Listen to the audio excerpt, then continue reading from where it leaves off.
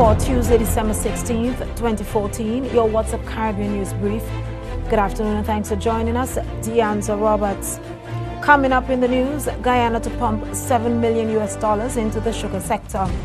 Grenada pleased to be accepted as a full member of ALBA, and Senate passes cannabis medicine bill.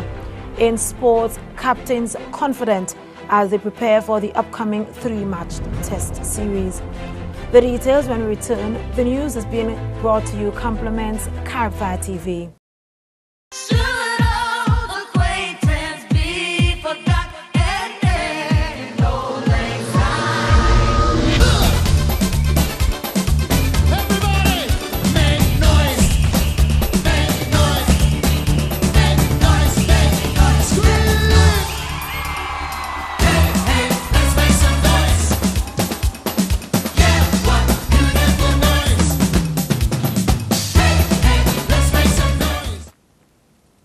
In the news, the Guyana government is expected to apply a loan of US $7.5 million obtained from the Caribbean Development Bank to enhance the capacity of the Guyana Sugar Corporation Incorporated to produce and harvest sugarcane on selected estates. The loan was approved by the CDB's Board of Directors on Thursday, December 11, 2014. The goal of the project is to reduce operational costs, improve mechanization, improve maintenance of the extensive drainage system, secure irrigation and flood protection, and to provide for the development of critically needed non-sugar agricultural production, such as rice. This loan marks CDB's third intervention in the sugar industry in Guyana. Grenada's Prime Minister Dr. Keith Mitchell is pleased to be accepted as a full member of the ALBA at a time when the alliance is celebrating its 10th anniversary. Grenada and St. Kitts and Nevis were accepted at a summit held recently in Havana, Cuba. Dr. Mitchell took the opportunity to laud Cuba and Venezuela for their determination and commitment to see a closer collaboration between the Caribbean islands. It has been 10 years of an alternative to the traditional concepts of integration. ALBA today stands as a powerful political alliance that promotes people-centered social policies, as well as advocates for peace and non-interventionism. And were it not for the vision of the two champion leaders, Chavez and Fidel, we probably would not be here today. Permit me to put on record our admiration in this regard for the efforts of the late Venezuelan President Hugo Chavez and that of former Cuban President Fidel Castro. Their determination and commitment to see a closer collaboration between the Caribbean islands and the rest of South and Central America is what has brought us here today. That was Grenada's Prime Minister, Dr. Keith Mitchell. 2 people hospitalized at Queen Elizabeth Hospital in Barbados have started a flurry of rumors concerning the presence of Ebola virus disease in that country. According to a release from the Barbados Government Information Service, the Ministry of Health says the patients are not Ebola victims. According to Chief Medical Officer Dr. Joy St. John, the ministry can confirm that 2 persons were presented at the QE8 with fever and have tested positive for malaria. She added that neither of the persons has a travel history to any countries in West Africa where the Ebola outbreak is ongoing or has had any contact with any persons who have Ebola. However, the Health Ministry does not say what the travel history is for either of the patients. A bill in favor of the use of products containing cannabinoids has been passed in the Bermuda Senate.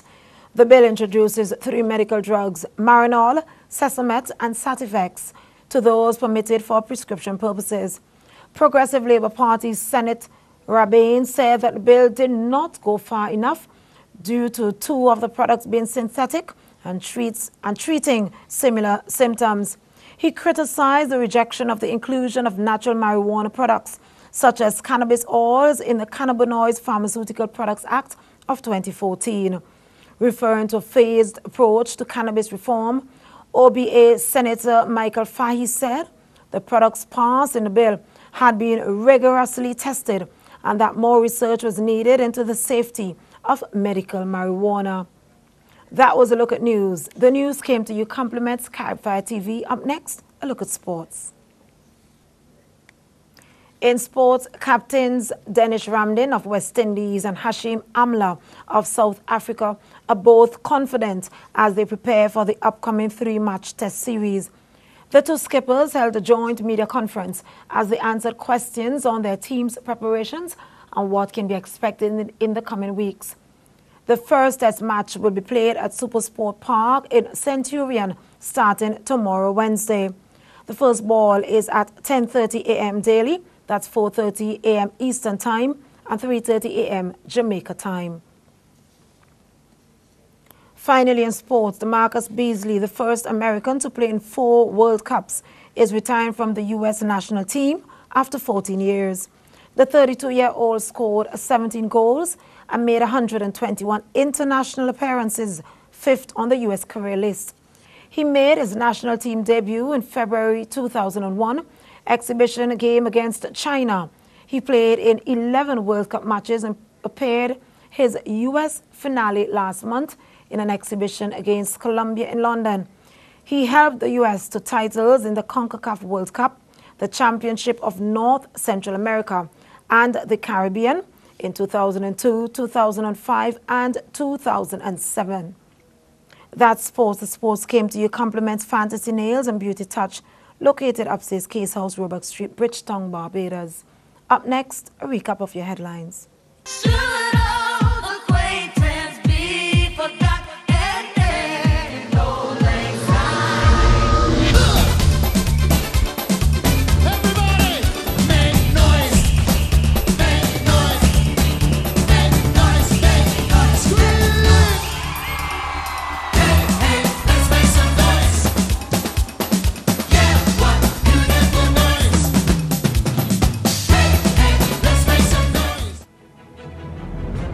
Recapping the headlines, Guyana to pump $7 million into the sugar sector. Grenada pleased to be accepted as a full member of ALBA.